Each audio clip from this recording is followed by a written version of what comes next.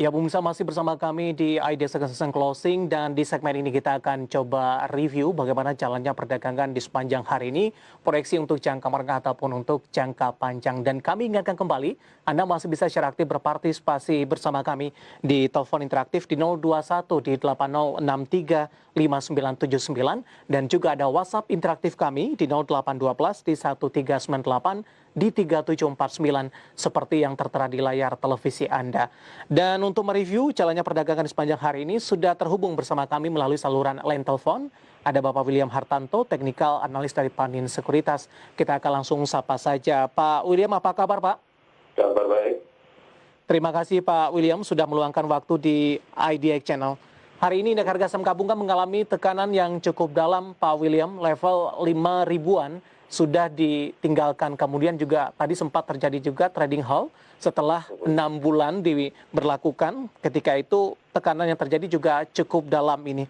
Secara fundamental, apakah memang kebijakan PSBB total ini memberikan dampak yang signifikan Pak terhadap IHSG? Kalau kita perhatikan dari bursa Amerika, Asia, justru lebih cenderung bergerak mix ke arah menguat dominannya, Pak William.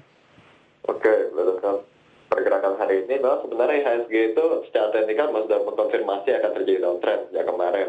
Jadi sebenarnya tanpa PSBB pun harusnya kita akan turun hari ini. Cuma memang diperparah karena dengan PSBB total di Jakarta itu akan dikhawatirkan kondisi seperti bulan Maret misalnya terjadi PHK atau enggak. Karena apa? Kemarin itu kan dikatakan mulai 14 September PSBB total dijalankan. Tapi dijalankan sampai berapa lama itu belum disebutkan. Jadi orang-orang mulai berekspektasinya akan terjadi hal yang buruk di pasar sehingga mereka melepas aset dulu. Itulah kenapa terjadi penjualan besar-besaran pada hari ini. Baik, apakah ini juga terkait pelemahan yang terjadi hari ini, Pak William, di mana angka kasus COVID-19 di Indonesia terus mengalami peningkatan, Pak, sudah tidak terkendali? Ya, itu termasuk ya. Jadi memang karena COVID tadinya sudah diperkirakan akan berakhir dengan ditemukan vaksin, namun kan vaksin sendiri bentuknya aja belum muncul. Cuman di Indonesia bertambah terus kasusnya, itu memang menjadi sentimen negatif sendiri untuk Indonesia. Dan sebenarnya PSBB ini harusnya dipandang sebagai sesuatu yang positif ya, karena akhirnya ada langkah tegas untuk mengatasi COVID yang belum terkendali ini. Baik, ada kekhawatiran juga dampaknya terhadap ekonomi, Pak William? Tentu ada ya. Jadi kalau PSBB-nya lama, mungkin aja bisa terjadi PHK lagi. Lalu untuk ekonomi Indonesia akan seperti apa? Karena kan sebenarnya cuma ada 11 bidang bisnis yang boleh melakukan pekerjaan dari kantor, sisanya harus dari rumah. Dan beberapa tempat hiburan akan ditutup katanya kan. Itu kan bisa mengaruhi ekonomi sebenarnya. Baik, tapi ada tidak Pak perbedaannya dengan penerapan PSBB awal pada Maret sebelumnya? Dengan penerapan PSBB total untuk hari ini? Yang membedakan adalah pada kali ini pemerintah sudah subsidi gaji dan lain-lain sudah berjalan. Jadi harusnya efek ekonomi tidak akan separah yang dikhawatirkan pada waktu bulan Maret. Tapi kondisi PSBB-nya sama aja. Dan respon dari para investor juga Anda nilai sama Pak? Ketika PSBB diterapkan di Maret lalu, di mana koreksi juga terjadi cukup dalam? Saya lihat sama ya. Baik, dari teknikalnya untuk indeks harga saham gabungan, Pak William, apakah ini sudah menyentuh ke level supportnya Pak? Atau masih ada ruang untuk indeks harga saham gabungan kembali akan melanjutkan pelemahan jangka pendek untuk perdagangan esok hari yang bertepatan juga dengan perdagangan di akhir pekan, Pak William? Oke, tekanan jual terlihat masih cukup besar, terutama tadi di akhir sesi 2, justru IHSG malah dikembalikan ke 5%. Nah, jadi tekanan jual alias menurun untuk besok itu masih terbuka. Estimasi supportnya pada 4.774 dengan resisten pada 5.100. Baik, ketika kondisi ini terjadi, para investor banyak yang panik begitu Pak William. Tapi bisa tidak kita melihat dari sisi positifnya, dari sisi keoptimisan, di mana posisi harga dari saham-saham saat ini sudah bisa dikatakan murah begitu?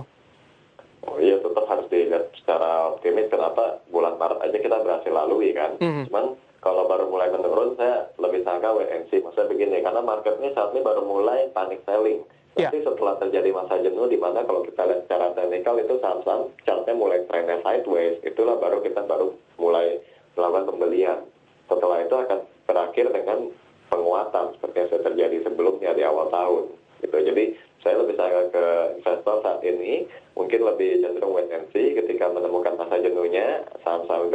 sideways, itulah baru saatnya mereka mulai beli. Kalau saat ini lebih spekulasi ya Ya, sebenarnya.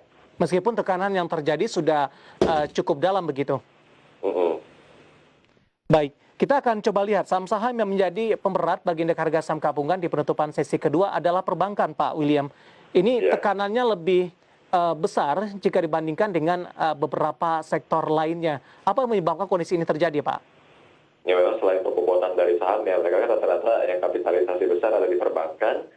Begitu mereka turunnya benar-benar sampai auto rejection juga rata-rata yang dari perbankan ini. Sebagai contoh aja, hari ini 4 big banks, BCA, BRI, Mandiri, dan BRI adalah yang memenuhi saham dengan net sell asing terbesar. Jadi nggak aneh kalau mereka yang menekan IHSG hari ini. Dari keseluruhan perdagangan asing keluar dari perbankan cukup besar, Pak? Ya, 4 pertama itu di big banks, yang kelima adalah Unilever. Baik, bagaimana dengan Astra kemudian juga Telkom, Pak William? Astra dan Telkom juga mengalami hal yang sama ya. Kalau untuk Telkom sendiri memang selain sudah downtrend, cuma hari ini agak bertahan sih.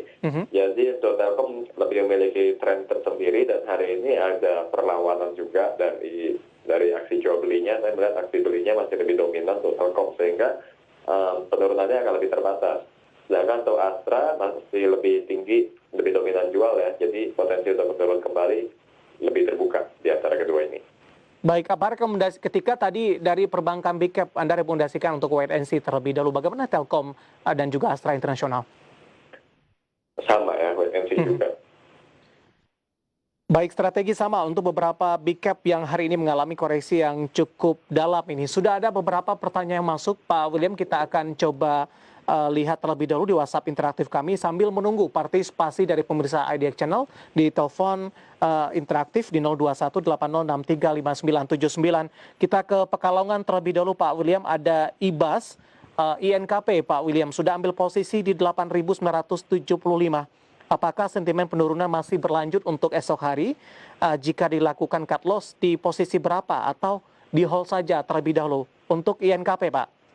Baik, untuk INKP ya selama masih di atas 7.700 sebenarnya tidak apa-apa untuk di hold.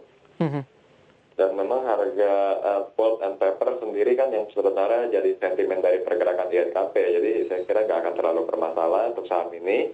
Yang penting jangan turun di bawah 7.700 sih. Itu aja untuk batas stop loss-nya. Baik, level support 7.700 yang bisa diperhatikan hari ini melemahnya minus di 6,84% dan ditutup di level 8.175. Masih dalam kondisi aman begitu, Pak, untuk INKP di hold saja Anda rekomendasikan? Ya. Baik, dari IBAS di Pekalongan, INKP ambil posisi di 8.975. Kita beralih ke pertanyaan selanjutnya. Ada Jokowi di Jakarta, Pak William. Saham Antam, bagaimana proyeksi ke depannya ini? Berapa support baru untuk Antam? Support baru ya? Ya. Support baru Antam pada 700 sampai dengan di sini 675 itu adalah support barunya. Ya, Chart technical ini kata tren ya, jadi udah masuk downtrend. Memang hampir semua yang hari ini menurunnya sampai auto rejection tuh, kalau kita bilang chart technical tuh udah breakdown semua, jadi sudah konfirmasi downtrend. Baik, bagi yang sudah ambil posisi, Anda lebih rekomendasikan untuk di hold saja, Pak William? Untuk yang sudah punya posisi, oke. Untuk Antam ini masih terkait dengan sentimen nikel dan emas, di mana keduanya masih dalam kondisi uptrend, jadi untuk Antam sendiri juga akan lebih defensif saat ini. Saya lebih sarankan untuk hold. Oke, di sini juga tidak dijelaskan sudah ambil posisi Antam di level berapa nih, Pak, dari Jokowi yang ada di Jakarta. Kita beralih ke pertanyaan selanjutnya, Pak William. Selamat sore dengan Kasrim dari investor saham. Mau tanya untuk proyeksi ke depannya indeks harga saham gabungan bagaimana, terutama sampai dengan akhir pekan besok, Pak William. Tadi pun juga sempat kita singgung, analisis singkat saja, Pak. Ya, jadi pergerakan masih ada tekanan jual. Dari hari ini juga kelihatan jelas sekali, volume pun cukup besar. Jadi memang panik gitu ya pelaku pasar. Jadi untuk besok diperkirakan masih ada penurunan. Kalau apakah akan sampai trading halt atau enggak, saya sendiri juga belum tahu. Karena ini memang masih butuh kejelasan dari PSBB ini akan diterapkan berapa lama. Kita akan menentukan tekanan IHSG-nya itu masih lama atau enggak. Baik. Untuk support ada resistannya seperti yang saya sebutkan ya.